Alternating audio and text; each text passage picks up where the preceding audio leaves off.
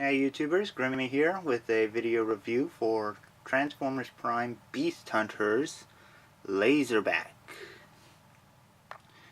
And it's a pretty impressive looking Predacon. I'm not really impressed with some of the redone Autobots and Decepticons on the Beast Hunters line. The Predacons have gotten my attention, and I like dragons.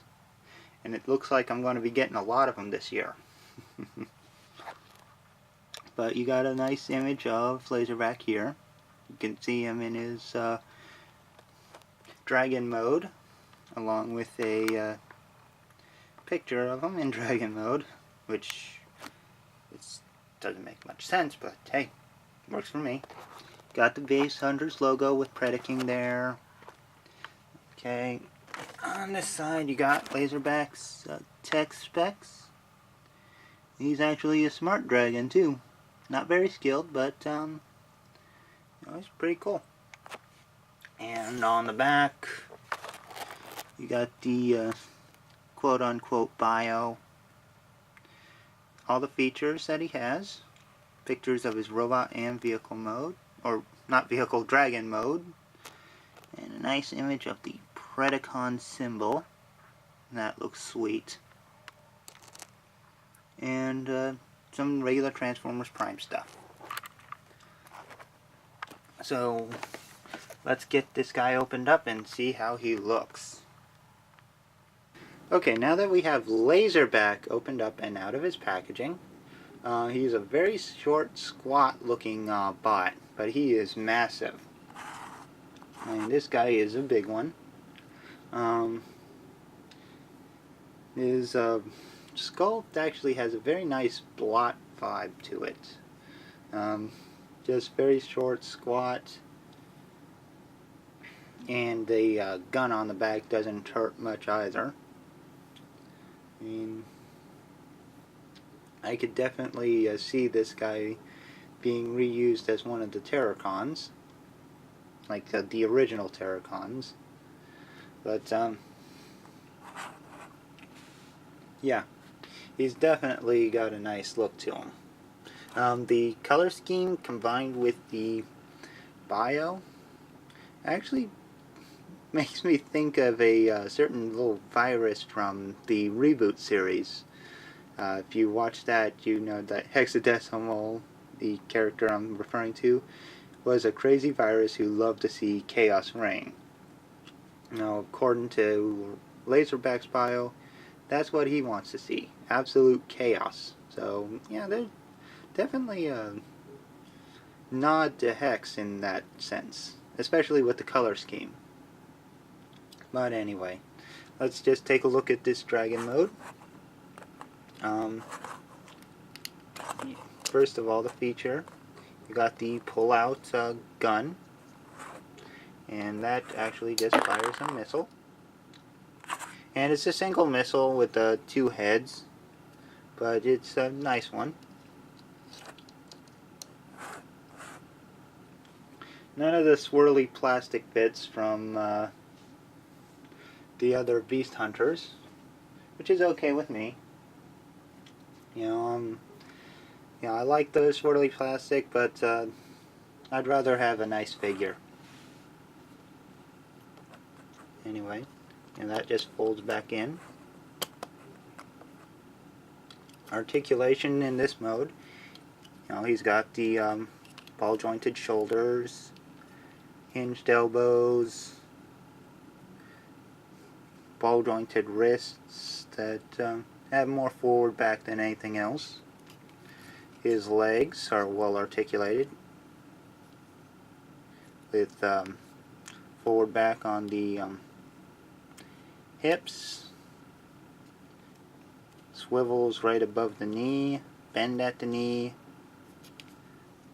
bend here, and a bend here, lots of bends at the back of the leg, and a ball jointed foot. Nothing at the tail, nothing at, well, he does have an opening jaw, which is nice. But yeah, he's a pretty cool looking dragon. But anyway, let's get him up. Let's get him transformed and see how he looks there.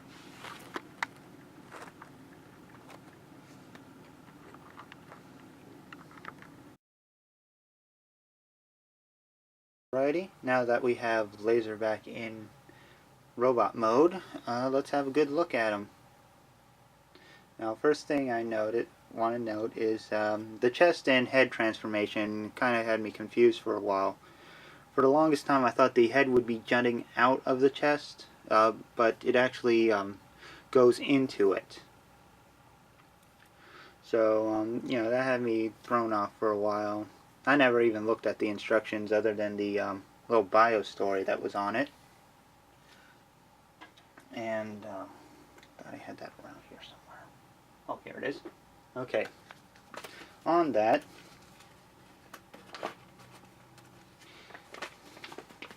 much like Soundwave and the others, he has his bio story right here, which basically depicts Lazerback here as a guy who loves chaos, loves chaos, anarchy, and completely unpredictable things happening, and lots of destruction. Again, the reboot hexadecimal nod there. At least I see it there. But yeah. But enough on that. You know, he has nice articulation. He has a ball-jointed head, which is kind of hard to get to with the laser cannon on his back, but that's easily removable if you want to take it off. I like it on the top here. He has ball-jointed shoulders. He has a bicep swivel, but it's very tight and it's easy to knock the shoulder off the ball joint doing it. Yeah, but he has bicep swivel, bend at the elbow. He has a wrist swivel, and this is an accessory. Fits on either hand. Totally rubbery, but yeah, he has wrist swivel that pops off easily as well. Yeah, I'm doing really good today. Okay, but yeah, the swivel is there.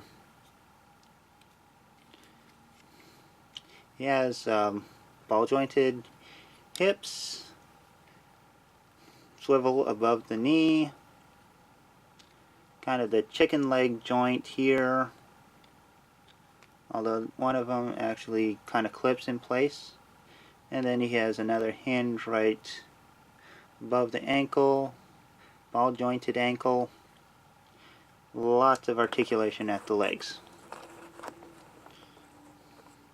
so you can get nice wide stances. And these shoulder pauldrons are jointed as well. Now his cannon can go on the back here, like so. And it can swivel and move as you like. Or you can also put it in his hand.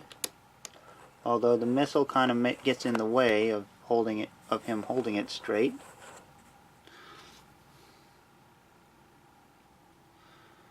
But the missile does fire, and it fires fairly well. It's got a good spring on it. I do personally prefer to have it on the back. Now, I can easily see this guy being repainted into blot, and while I don't see any sign of any connection points on him, one can hope if they do repaint, retool them, they add something that would enable it. Because I would love to see a full-size Abominus. And who knows, they could make a blot out of like an entirely new sculpt too. That would work as well. But this guy does give that vibe of blot. But anyway, I hope you have enjoyed the... Oh, before I forget. Sorry, I'm a little bit off today. Here's a quick size comparison with Beast Hunters Soundwave.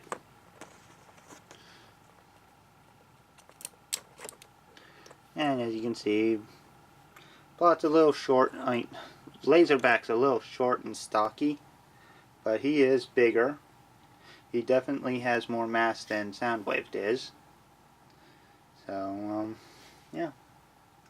And if that's not enough, let's bring in Grimlock. So he's not quite as big as a Voyager, but he's still big. Yeah, and probably good. Be nice to see Dinobots fighting Predacons.